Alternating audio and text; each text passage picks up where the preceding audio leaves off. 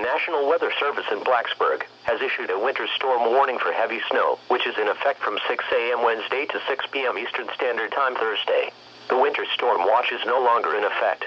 A winter storm warning for heavy snow means severe winter weather conditions are expected or occurring. Significant amounts of snow are forecast that will make travel dangerous. Only travel in an emergency. If you must travel, keep an extra flashlight, food, and water in your vehicle in case of an emergency.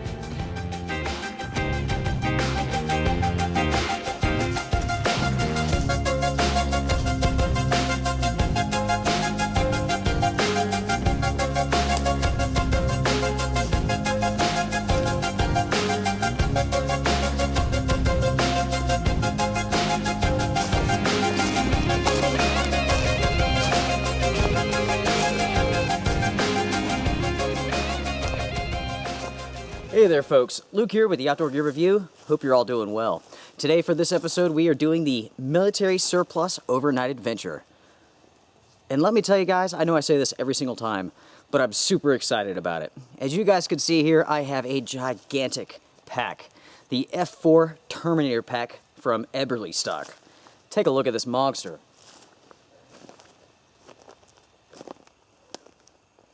Whew. This pack here is huge.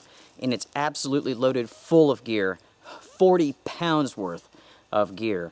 And typically that's about 15 to 20 pounds more than I usually carry.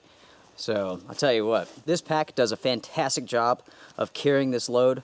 To be honest with you, even though like I said, it's about 20 pounds more than I usually carry, it's very, very comfortable, no doubt about it. Now, I think you guys are familiar with this spot. This is where we did the Bushcraft Overnight Adventure. What a fantastic shelter. Now for this trip, I've been thinking about this long and hard, and you know, the constant question in my mind is, where should we go for this adventure? Now, right now there's just a little bit of snow in the air, but come tonight we will be going into a winter storm warning for over a foot of heavy, wet snow. This is the storm that I've been waiting for almost 2 years now. You know, we've had plenty of storms, plenty of foot storms, but typically when they come in, they bring along with it 60-mile-an-hour winds, so it's impossible to record a video. Not with this storm. This storm's going to come in, the winds are going to be super mild, it's not going to be super cold, it's going to be absolutely perfect for our adventure. I'm super excited, let me tell you. I love snow, I love being out in it, and I think you guys are really going to like this adventure. Now, the reason why I picked this location again, namely is because of the storm itself. There's still so many possibilities with the storm. The exact track might go this way, might go that way, meaning that we might get more snow, or we might get less snow. And since it's so up in the air, I didn't want to go too far from home if there's a possibility of a foot of snow on the ground and not being able to get back home for a couple of days. So just decided to play it safe. So I'm only a mile or two from the house, not too bad at all. That is why we are back here in our favorite winter camping spot.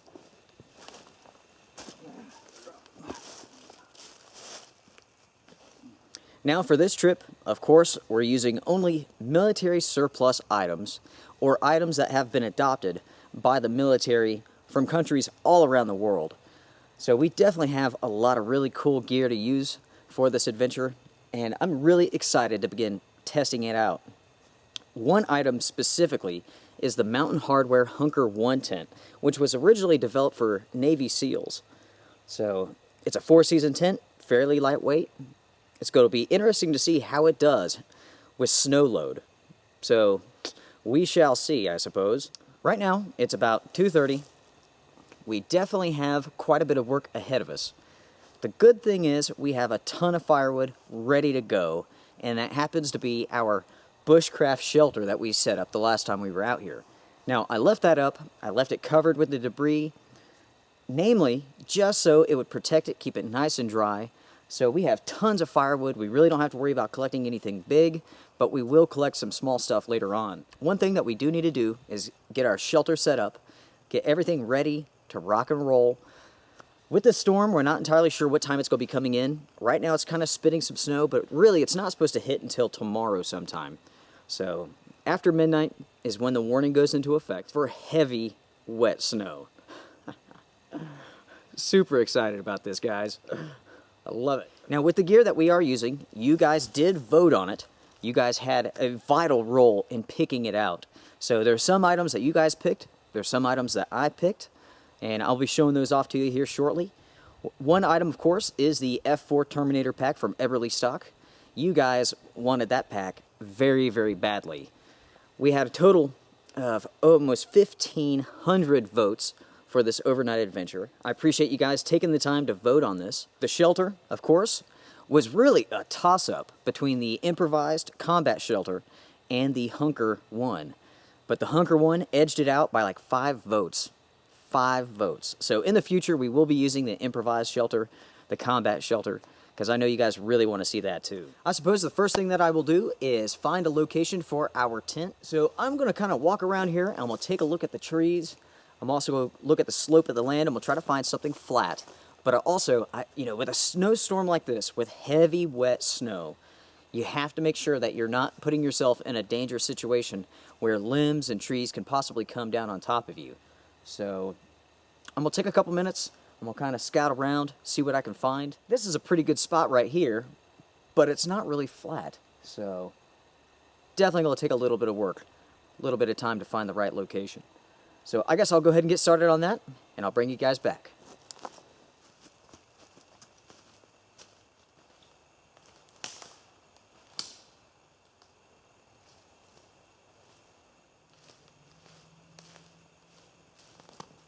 So as I was scouting around, something caught my eye, and it's a burlap sack. A little bit of snow on it, but I tell you, this will make my life a whole lot easier when I'm collecting some small wood, some tinder to get my fire going. I could just shove it in this sack and get a nice good pile. So that's a pretty good score right there. All right, my friends, well, I've been looking around, checking out the slope of the land, but in conjunction with all the trees that are in this area. And the truth is, I'm not seeing a really good spot. I tell you, with a storm like this, with the heavy snow that's forecasted, I think it's going to be a better idea to kind of move from this location, even though I have all this great firewood. I think it's the smart thing to do. The woods here are just a little bit too old. A lot of these trees are dead. And really, there's just not a good spot that I feel very comfortable with. With that being said, I think we're going to have to move on. I think it's the right thing to do. Anytime that you're out backpacking, you really do have to take into account the environment that you're in. Even though you might have fantastic firewood options in one location, due to the trees and the surroundings, it may not be the best location still.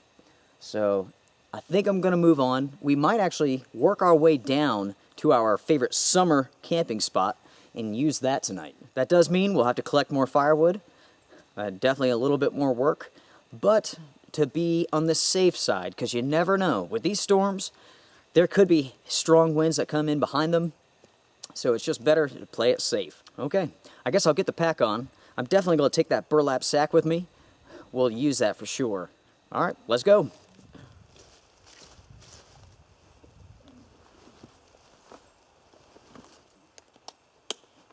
Okay.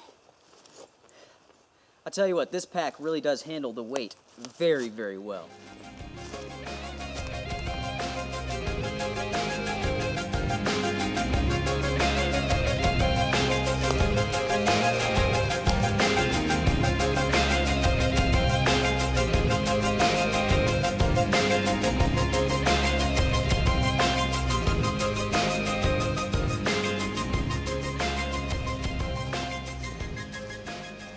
I definitely think that was the right decision there. As you guys can see here, the F4 Terminator pack is standing up on its own. And for me, guys, that is a biggie. I don't like it when backpacks are designed, they can't stand up by themselves. Tell you what, I'm really, really impressed with this pack here. Overall, for this trip so far, we've probably hiked maybe 1.5 miles. Very comfortable. And that's, a lot of that is straight uphill, right on top of that mountain. Fantastic pack. Since I have gone ahead and made a decision to move to this location, it is time to find the perfect spot for our tent, so I'm going to look around here, and we'll see what we can come up with. Definitely in a whole lot better position than the other location. Before I go do that, I will go ahead and show you guys the F4 Terminator pack fully loaded. So here it is, my friends, the F4 Terminator pack from Eberly stock, fully loaded. Just about every compartment in this pack has been utilized, ready to rock and roll. Here on the front of the pack, which I will eventually put on my hip, is the Gerber LMF2. Very good knife. I've actually done some work to this. I'll show that to you in just a little bit. Right here, we have a Thrunite flashlight. Awesome piece of kit. We're testing that out right now. As you can see right there, we have one canteen with water. Here we have another. We'll go around to the back side here, just so you guys can see this. I'll tell you what, that padding right here does a fantastic job. The suspension system, the harness, everything's super comfortable. That right there is a fantastic pack. All right, well, I think I found my location, so I'm gonna go ahead, grab the tent, and grab the Tyvek ground sheet. Let's go set it up. This right here looks like a pretty good location.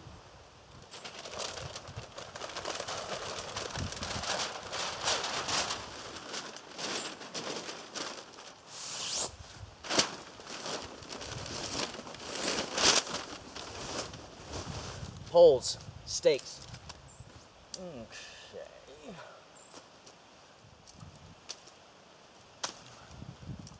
All right. It has been a while since I set this tent up, but I have a good idea how it goes together.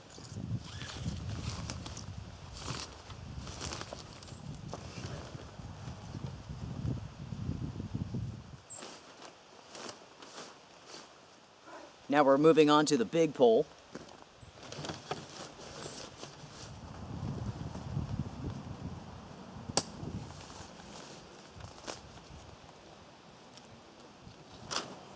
Almost done. As you guys can see here, this is a freestanding tent, meaning that it does not have to be staked out to use it. Well, the tent is pretty much set up now, but I do need to adjust this ground sheet so that it doesn't collect moisture underneath the tent.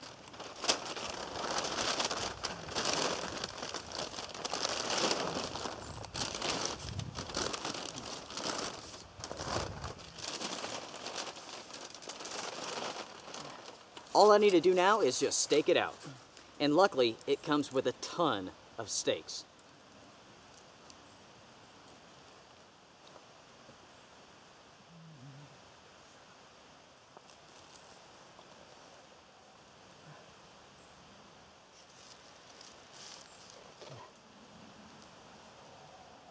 Our shelter has been set up. It is ready to rock and roll. I didn't use all the guy lines just because I'm not expecting high winds. So, I mean, if we need to, we can do it. But for now, we're just going to leave it. I say it's fine, good to go. As you can see here, we do have the vestibule out, but I will go ahead, disconnect that because we don't need it. I will go ahead, grab the rest of my gear, get it set up, and I'll bring you guys back. Our sleeping pad is this gigantic military surplus sleeping pad from the 80s or 60s, I can't remember exactly, from 84. Those in the service often referred to this, and pardon me, as the rubber bitch. And that's because it's such a pain in the butt to lug around for one thing, but also just to blow it up. It takes a ton and a ton and a ton of blowing.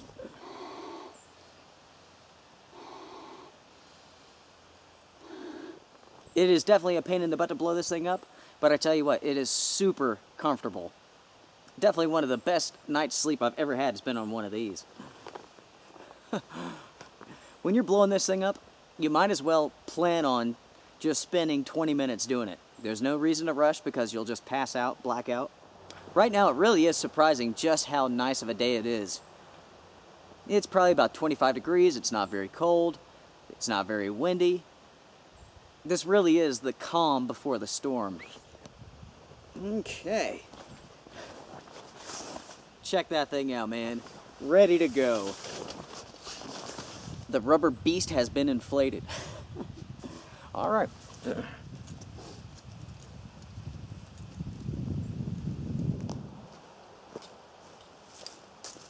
Now that we got the pack in here, might as well start taking out the goodies that we're going to need.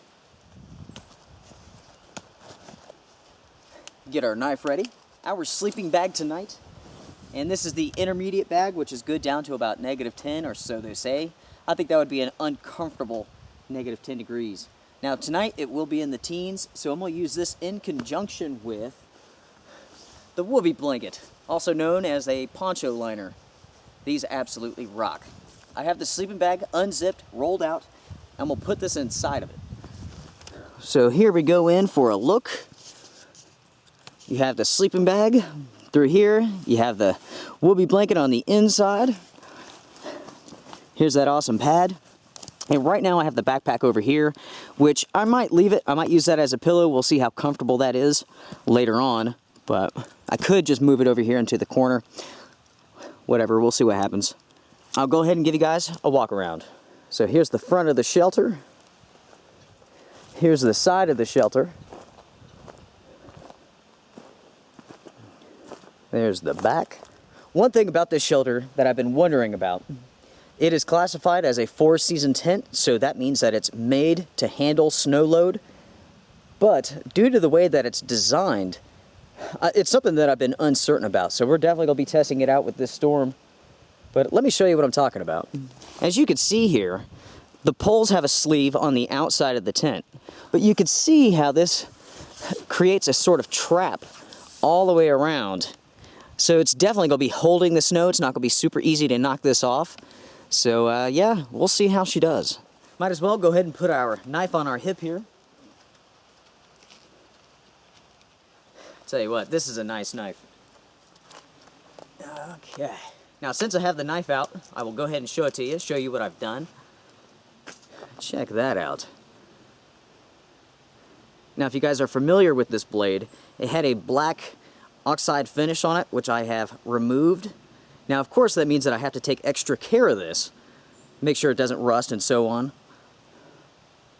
But I absolutely love it. Now, I have shown this knife off before, previously, in some videos, and I've actually had people offer to buy it from me. I definitely like it too. Right now, it's almost 4 o'clock, and that definitely means it's time to start gathering wood. Now, as you guys can see behind me, there's a little bit of firewood there that we can actually use. Over here is a ton of firewood, but it's not good for burning. It's too green. Basically, it's the apple tree that came down that I sawed up. So it's just too green to burn. Maybe in the future. On top of the hill here, I saw a bunch of really good long trees that have fallen down. I think I'll go up there and grab those.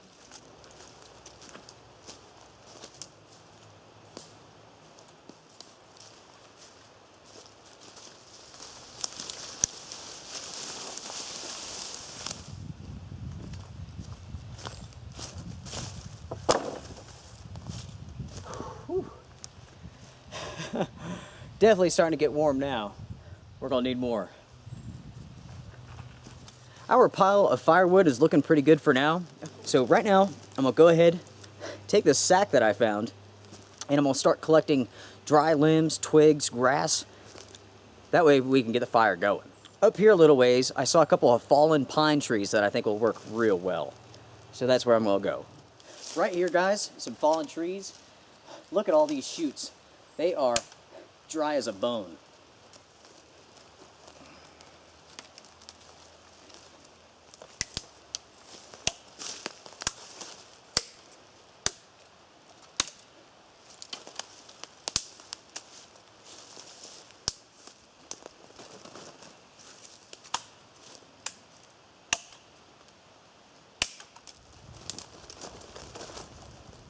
I tell you what, when you're into bushcraft, survival, backpacking, just plain old camping, you're always a scavenger.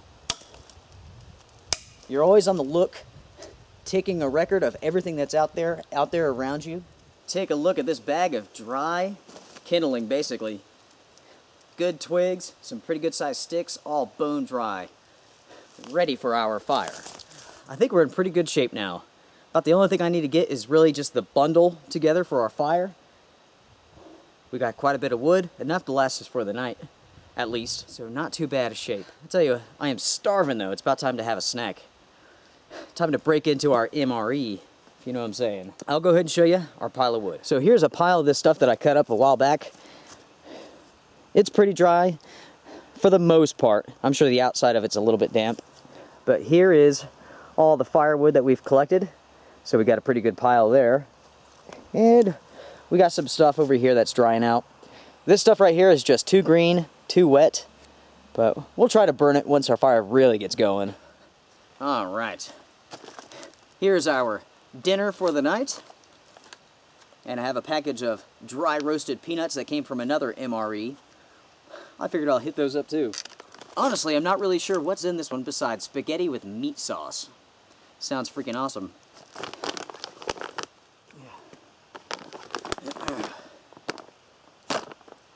That blade right there, it does a fair job of keeping an edge. I've had to sharpen it a couple times. So here's the contents of our MRE. We'll go ahead and take a look at it, see what's in here. Let's see, it says we have crackers. Here's the heating element. Let's see, peanut butter, freaking awesome. Looks like we have some coffee in here. Not too shabby. I tell you what, as soon as we get a fire going, I'm definitely hitting that up. So here we have a beverage base powder, tropical punch. It says no fruit juice in it. So in other words, it's just artificial garbage. Let's see. Oh yeah, here's a caramel apple ranger bar. I don't know what that is, but it sounds freaking awesome to me. Here we have a package of refried black beans. And here is another package that has spaghetti and meat sauce. So this was actually a double pack. Not bad. Not bad at all. I think I'll start off with the peanuts just to see how they are. Go ahead and cut into these, open them up. So there's the peanuts.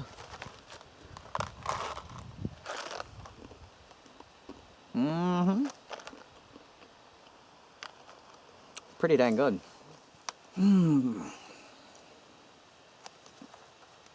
Oh man, I was starving. It's definitely starting to get late in the day now.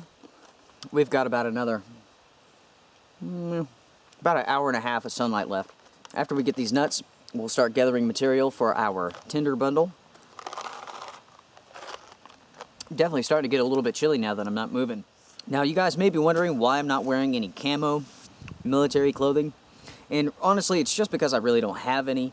I don't know, I've never quite felt comfortable wearing camo for some reason. It almost seems kind of like I'm playing dress up or something. I'm not a hunter, so there's no practical use for it. So basically, just stuck with the military surplus for the gear that we're going to use. I can't wait for that freaking spaghetti. Even the refried beans sound pretty good. I tell you right now, by just looking at the sky, you can't even tell that there's a winter storm on the way. There's some wispy clouds, blue sky, sun's out. It's not bad at all. Right now, just about everybody in this town is at the grocery store buying up all the milk and bread. I never quite understood that either. Why are you buying milk and bread? If I'm going to be stuck at home, even if the power goes out, I want to eat something good, not cereal and sandwiches. Alright, now we're looking for the material for our fire bundle. Now that I finished off those peanuts, they were pretty good. Now for this, I'm going to take my gloves off because I want to be able to feel just how dry or just how damp this stuff is. So, overall, I think this is all right. I should be able to get this to take a spark.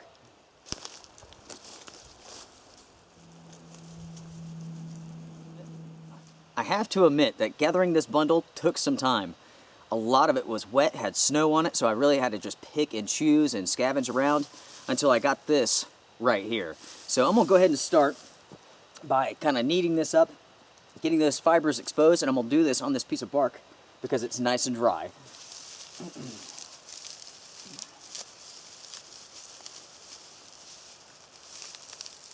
And basically I'm just making a big old bird's nest. Okay. I always love getting a fire going.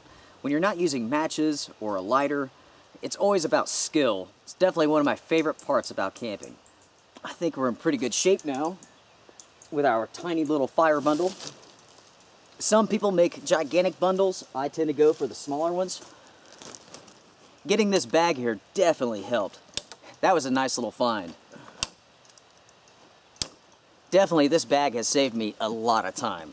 I was able just to get a ton of it all at once instead of having to go back for more. So we're in pretty good shape now. We're ready to go. We have our bundle. We have some smaller stuff right behind me here, as you can see. And then we have bigger stuff. Let's do this. Now for our fire here, we have a Light My Fire Swiss fire steel. And this was developed for the Swedish Department of Defense a long time back. And now it is used with armies all around the world. As you can see there, it's ready to rock and roll.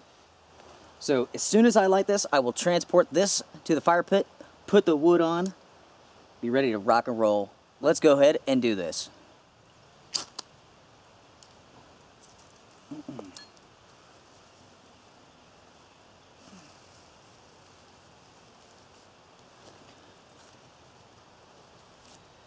Okay.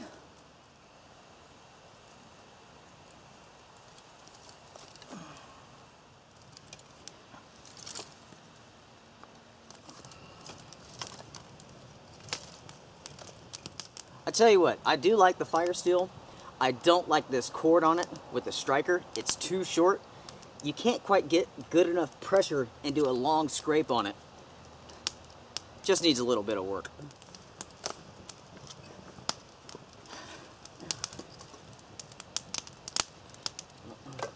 Ah, that feels amazing. It's actually starting to get fairly cold out. Our fire is rocking and rolling now.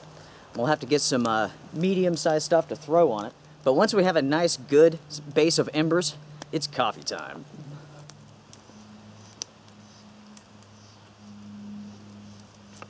Now, you guys may be able to see that I have rearranged this fire pit. I've taken down the rocks that were right through here and put them on the backside. That way I can get just a little bit closer to the fire and enjoy that heat just a little bit more. Right now the wind is just a little bit confused. It's blowing this way one second, this way the next, so might have to play the game of just walking around the fire all night long. That's usually how it goes. I think I'm gonna grab my cup. We're gonna make some coffee.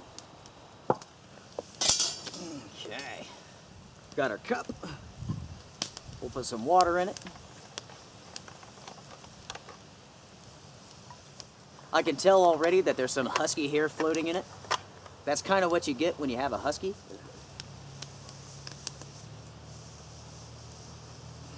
There we go. In no time, we'll have some delicious coffee. Might as well take a look and see what type of coffee it is. I hope the government doesn't give our men and women tasters nasty, you know? Oh my gosh. Taster's nasty. Oh man. I call that done. Go ahead and pull this away from the fire here.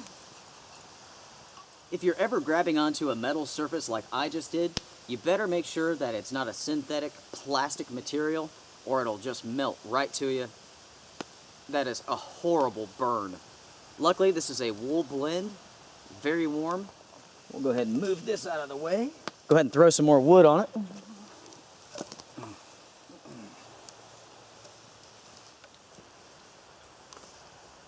It is coffee time, my friends. Cheers, everybody.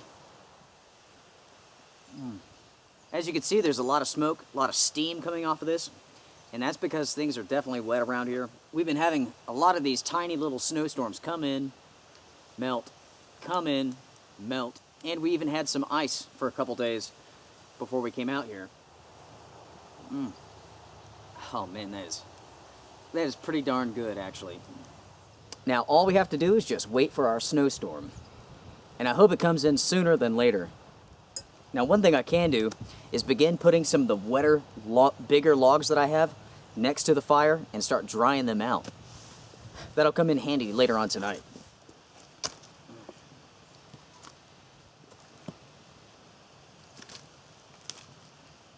As you can see, that wind is just circulating that smoke. The sun's already gone down below the mountain here, so we probably have another 40 minutes of good light left. Probably less than that, actually. I tell you, I'm almost ready for some spaghetti. Now, check this out, folks. This is a form of self-feeding fire. As it goes down, this stuff will kind of fall on top of it and continue the process. And also, it's also drying the stuff out as that heat rises. We are in for an awesome night.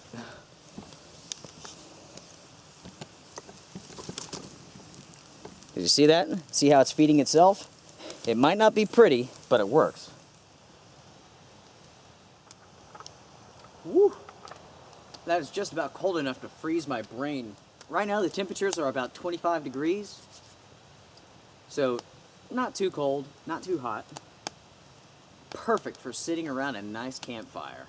Now, one thing about this fire and how enclosed that I have it, it really helps slow down the burning process. You know, you have the wind coming through. That wood that's on the outside that's drying out, which will eventually come in and get burned, that blocks that wind. So it definitely slows down how quickly all this will burn up. It is time for dinner. I haven't had the spaghetti before. I hope it's pretty good. Now with an MRE, if you have the heater, think of it kind of as a hand warmer basically, but you have to put water in it to activate it. There's a small line right down here that says do not overfill. You fill it up to there, you slide it down on top of that heater, you fold it, and you wait. Roughly 12 minutes.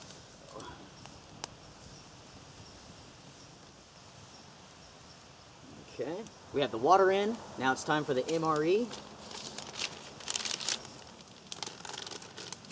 You fold the top, you put it back in the box, and then you just put it at an angle, kind of like this, you know, just enough so the water touches the entire heater, but doesn't spill out of the container. And there you go, nothing to it. This fire feels fantastic. And as you can see there, it's just rocking away. Our dinner is starting to warm up pretty good. We'll give it some more time. We got maybe 20 minutes left of light. No real clouds in the sky, just real light, hazy sort of clouds. I tell you what, folks, I truly love being outdoors. And, you know, I'm very thankful for all of you guys for joining me. I tell you, I have an absolute blast doing this stuff. I have a great time talking to you all. I tell you what, it's very, very rewarding. Now, coming up on the Outdoor Gear Review, we do have a number of additional overnight trips coming up, and we will try to get further away from the house, go to some new places. But like I said before, with this storm, there's just too much uncertainty to really just go out in the middle of nowhere. If it ends up snowing 15 inches, I tell you what, driving in 15 inches of snow is not the easiest thing to do. especially with the mountains here. I mean, you go up, you go straight down. That's the sort of terrain that you're looking at here. Ultimately, I think it was a wise decision to stay, with our regular camping spots. And also, coming out from the woods was also a smart move. If this snow is really heavy and wet like they're forecasting, it would be dangerous to be around all those dead trees up there. So, definitely, again, a smart move. Now, with the campouts coming up, we will be doing a budget overnight adventure. And that's just going to be using nothing but super cheap gear that we've bought, who knows where. But it's the sort of gear that anybody can have, no matter what your budget is. Very common man price. And then after that one, I was thinking about it, we might have to do a Fjallraven overnight adventure, using as much Fjallraven items as we possibly can. Because, you guys know that I'm a huge fan of the pants. I like their clothing. I like their backpacks. They are sick. Wait till you see them. Now, sadly, I don't have a Fjallraven tent, and really here in the States, I've never seen one. I've never heard of anyone having one. I've never seen one for sale, even on the internet. So I really don't know much about them, so that's highly unlikely that we'll get one in. So we'll have to make do with something else. Well, folks, it is time to eat our MRE.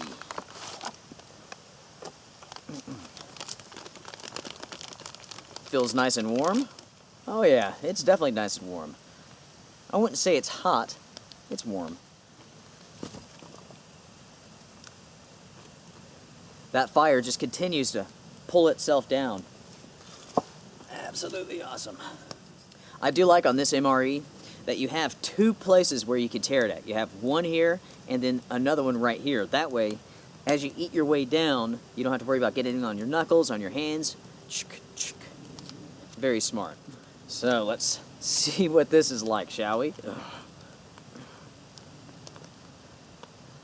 Alright.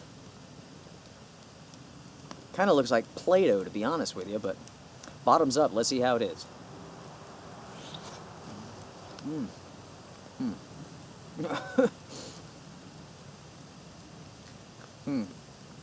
Okay. To me, it's like a very, very dry Chef Boyardee or something. I mean, it's not bad, though. Not bad at all. I would say on a scale out of, 0 to 10, this is probably a 5. It's not terrible. I mean, I'm hungry, so it's pretty dang good, but there's definitely some ingredient in it that gives it just a little bit of a kick. Maybe like a jalapeno or something. I don't know. It's not bad. Well, since it's dinner time, I guess that means that it's story time. I've been trying to think of stories that are semi-related to military, United States Marine Corps, stuff like this. And I have a couple to tell. They're all kind of short. Now, the first story deals with my uncle.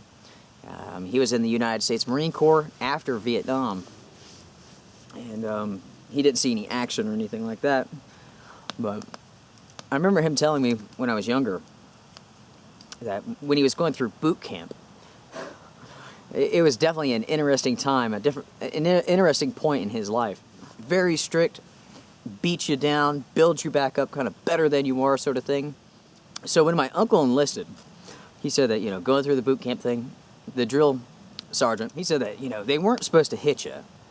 It was never supposed to be physical. But if you messed up, they would definitely gut check you or something like that.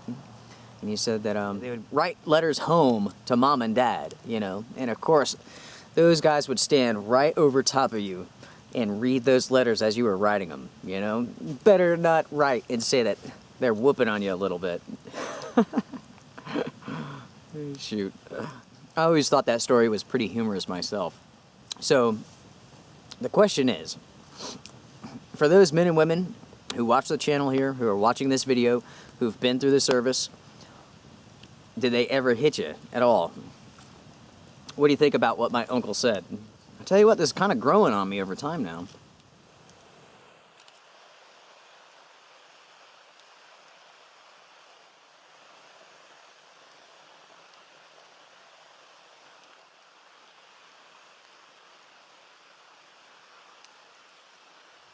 Yeah.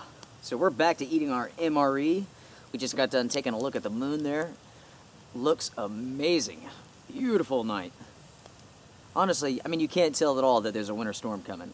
I'd love to wake up with it just pouring the snow.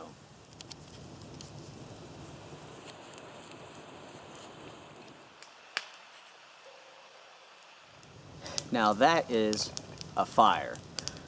We're about halfway through our MRE here. Pretty darn tasty. Let me tell you guys, it's got to be about 100 degrees right here.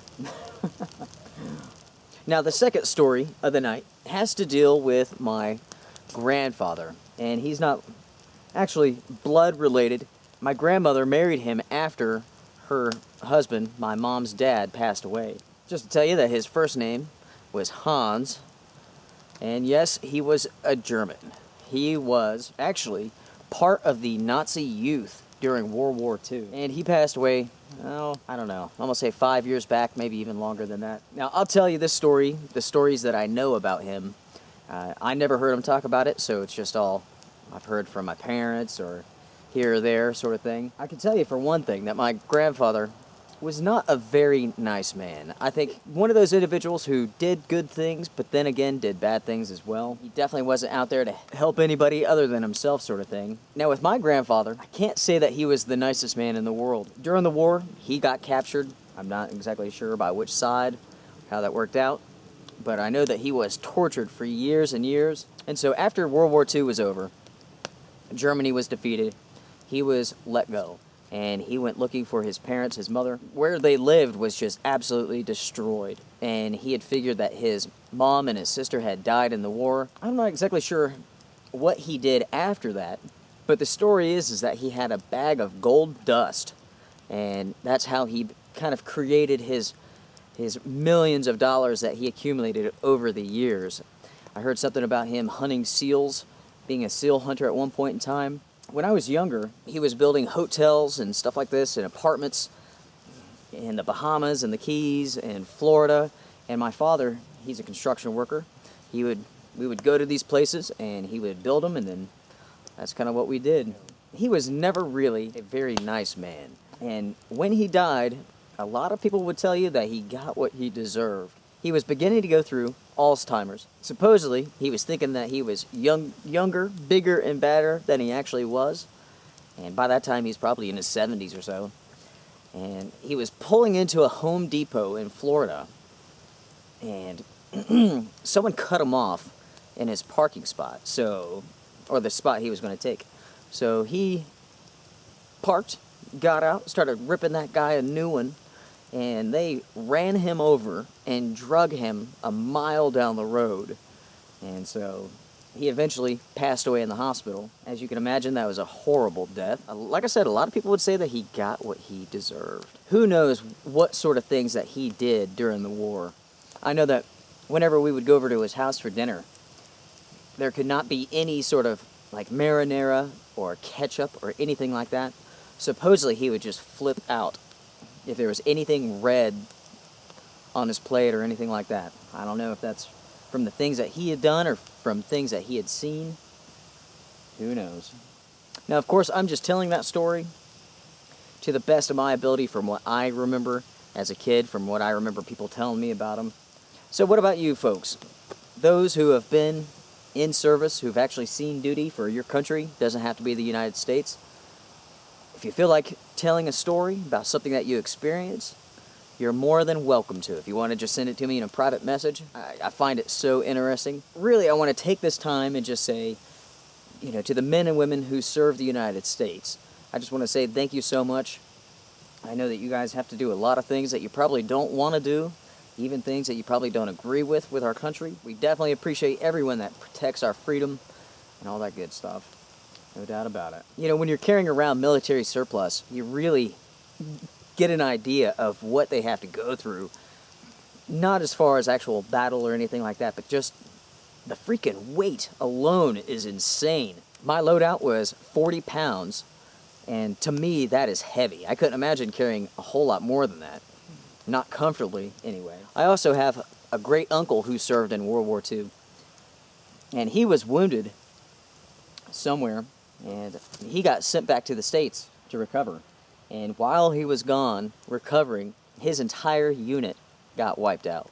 Okay, well, I better attend to this fire just a little bit. Still looking good, but we can beef it up some more.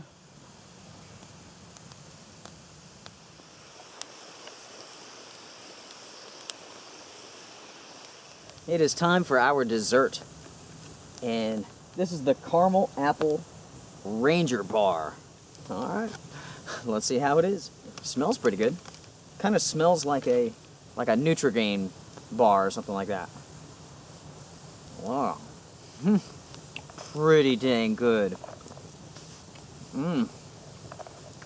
Super dry, which I kind of like actually. Really sweet.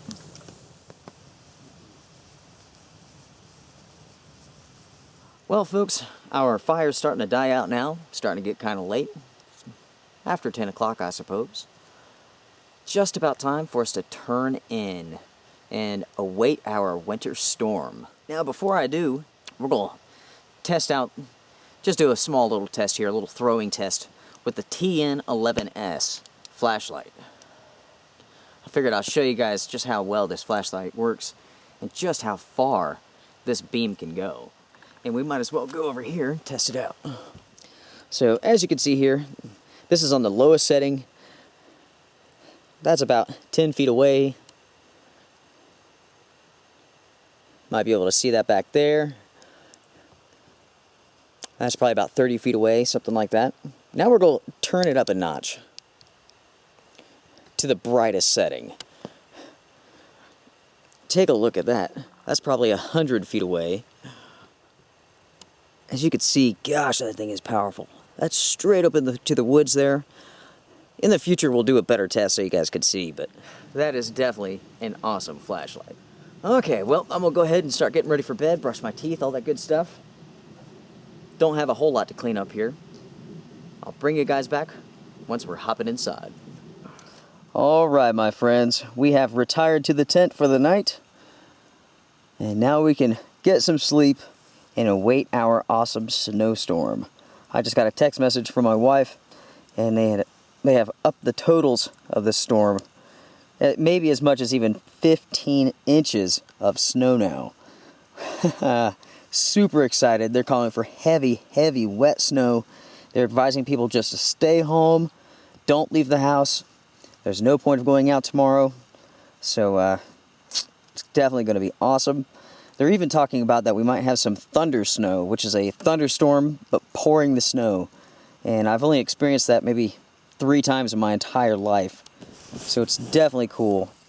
Right now, I do have the hole here, this little side entrance opened up.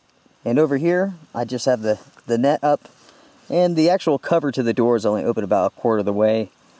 So we'll have some pretty good airflow, I think. But I tell you, we are definitely in for a very good night. Guys, I want to say thank you for joining me for this adventure so far. We shall see what the morning holds for us. I'll wake you guys up if anything happens, or if I find out that it's snowing if I wake up. Well, good morning, folks.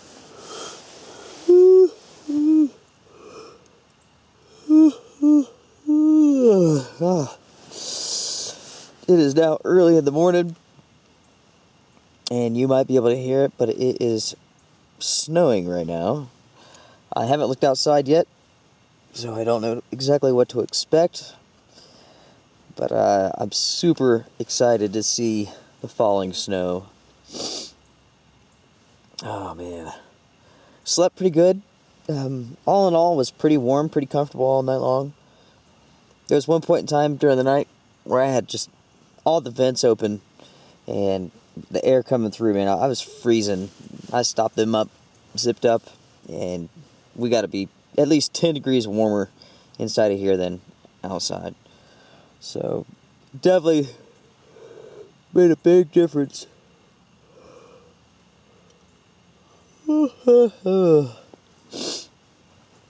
Man, I tell you, with this storm, nothing is making a peep out there. No birds, no animals, nothing. It's pretty dang quiet. I definitely slept well. So you know what? I'm gonna get my clothes on and we're gonna hop out of here just so we can see the snow that we got. Let's do this. Whew. All right, everybody. As you can see, it is definitely snowing away. It's coming down pretty good. Not big flakes, but small and heavy, I guess. All in all, guys, I'm very impressed with this tent. We got maybe, I don't know, about an inch and a half of snow right now. And it's only been coming down for about an hour. And really, this tent is definitely very solid, even though I don't have any guy lines put up. Also, there was very little condensation throughout the night. I'm very impressed. It did a good job. It is definitely snowing right now, which makes me very, very happy indeed. Now, as you guys can see here, the way that this tent is made, thanks to this ridge line right here, it does collect snow. But throughout the night, I just kept whopping it every time that I woke up, and we got a pretty good pile of snow that goes all the way around this tent. Let me go on the other side and show you what I'm talking about. So basically, when I was inside the tent, I would just pop it. Yeah, I have to say that I really do enjoy this tent. And you know, since it's still early in the morning, and it's supposed to snow all throughout the day, through the night, I might just leave this out for a while just to see how it does with a lot of snow on it. Let it build up a couple of inches. Really, I think it's a great tent. The issue here with that ridge is not that big of a deal. I mean, even if you're in another tent without a ridge, you would still be popping the top, getting that snow load to come off. Not a big deal at all.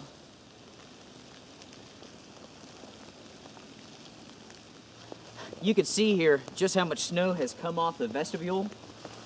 That's a pretty good bit. That's a good bit of weight right there.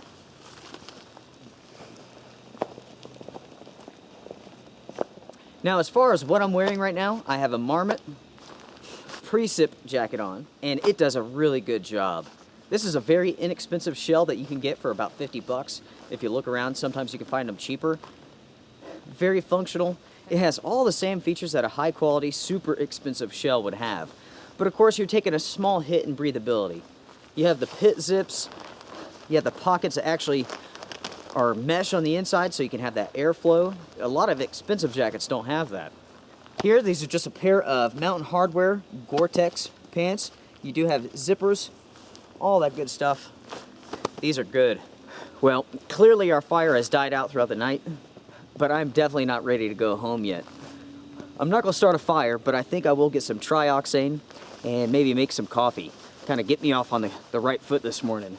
Basically, what I could do just for a dry platform is just flip one of these rocks over. Build a little makeshift stove. Guess I'll go ahead and do that now. Right here on the edge of my fire pit looks like a pretty good spot. I could just take this rock in the middle and put another rock in here and scoot that over and come up with something pretty nice. Let's see. Sometimes building a little makeshift stove like this is like doing a puzzle. You just kind of gotta find the right pieces. All right, I think that'll work pretty good. That right there will work just fine. So we'll get our fire kit out. Tell you what, it doesn't take long for your hands to get cold in an environment like this. This snow's pretty wet, even though it's kind of small. It's a little bit more icy. I'll just take this. I will lay that down underneath there. We'll go ahead and put our water in here. Get our Swiss fire steel. There we go. Ah, that feels great. Perfect. And there we go.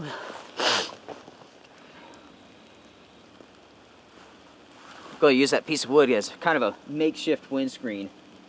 Our water is getting pretty close to boiling. Fantastic. Our water is almost done.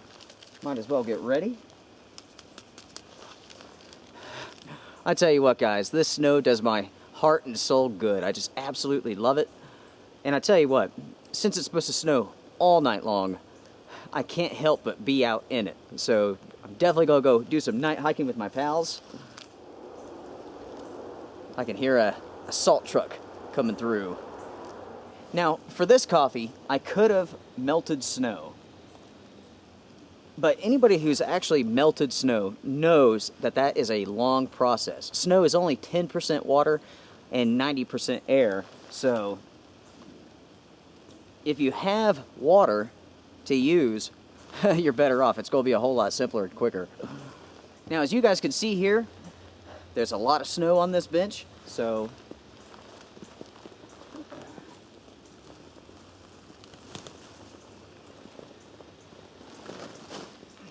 I'll just use this little burlap sack to sit on.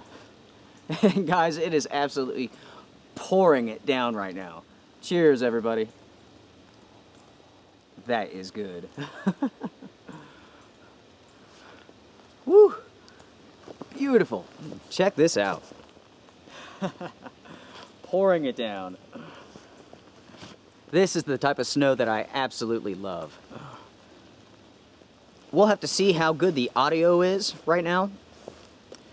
What I've done, I brought an extra toboggan and I have wrapped it around the camera. And this is my everyday go-to camera.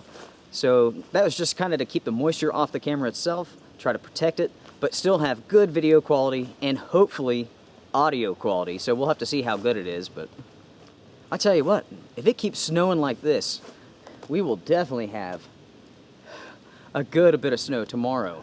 I mean, because right now it is just pouring it down, just pouring. And it's kind of gone into some bigger snowflakes. As you can see, it's really building up on my jacket. Now, of course, something that I didn't do, but I should have done, is with this hood, try to roll it up around my neck. That way, when I actually put the hood on, I'm not dumping snow down the back of my jacket or on the back of my neck here.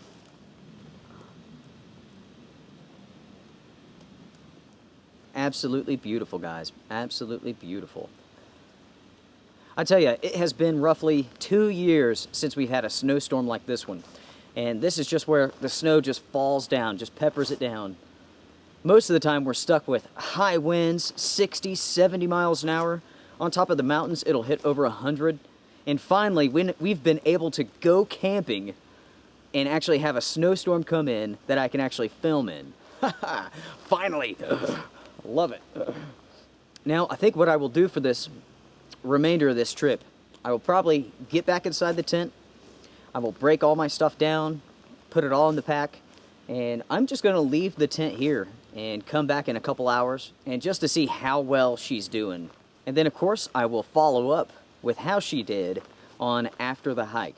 Now, with the after the hike, we will be showing off all the gear that we brought with us. Usually I do a gear loadout video, but this storm was one of those where I didn't know when it was going to hit. I didn't know what exactly the conditions were going to be. So I really just had to play it by ear, and then as soon as I saw the opportunity, I had to lunge for it. So, yep, no loadout video for this one. We'll have to do that in the follow-up after the camp. That was a good cup of coffee. What I can use to clean this out is snow. Let me show you. So as you can see, I have some coffee. There's a little bit of residue on the inside. So I could take my cup and I could just get some snow in it. I could shake it around. And if I had my waterproof gloves on, which I got them in my pack there, I can use that to scrape it all out. Which I will do when I get back to my tent. And just that abrasive nature of the snow will clean this thing out perfectly. Now, my friends, this is definitely a snowstorm. And gosh, it's coming down heavy too. Check that out. You can see just how white it is.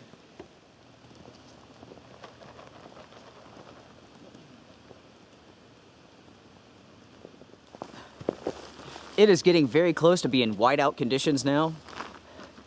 You can see roughly about 100 feet, and that's about it. I mean, it's really coming down good. Whew. Might have to get my waterproof gloves here in just a moment.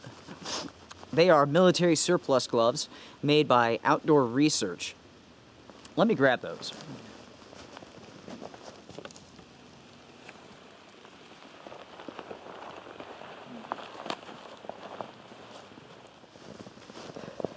tell you what, guys, in just the time that we got up, we had about 1 inch on the ground. We made some coffee. There's about 3 inches of snow on the ground total now. But here are the mittens, OR military Gore-Tex mittens with the liner on the inside. And here's the liner itself, which you might be able to see, maybe not. Let me go ahead and put these on, because it is definitely getting cold. These are pretty nice mittens. They have tighteners up here at the top, as well as here on the cuff. So here we go.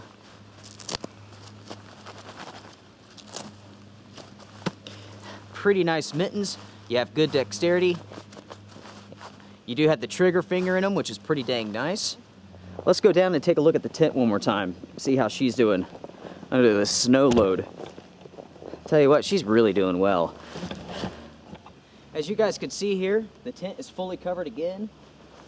I tell you what, I happen to like this door right here a great deal. It really does work well. It does a good job of allowing air circulation inside of the tent. And for a 4-season tent, it's very lightweight. Now, the one thing I don't like about that little side entrance right there, which is supposed to be like a scout spotter sort of thing, is that there's no mesh panel for it. So if you're talking about summertime use, you're definitely gonna have an issue with bugs. I plan on taking some netting and maybe using Velcro to place it on there. I could even use magnets, actually. Whew. You can see that snow building up. Absolutely gorgeous. And really, this tent does a good job. I'm pretty dang impressed so far. I mean, granted, there's only probably 1 inch of snow on this thing right now, but if you had it staked out just so that weight is being pulled, I think it would do real, real well. Now with this tent, now that it's coming out for the civilian population, meaning we can get our hands on it, the stakes themselves are pretty good quality. They're also coyote brown in color. And I noticed yesterday, as soon as I put them in the ground, I lost them. And every single time that I would come back to this tent, I couldn't find them.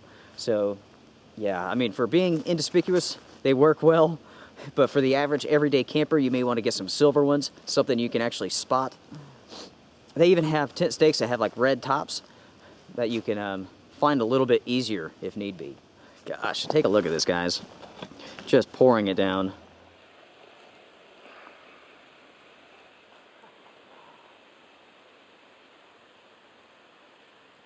Well, guys, I want to say thank you all so much for joining me for this episode of the Outdoor Gear Review.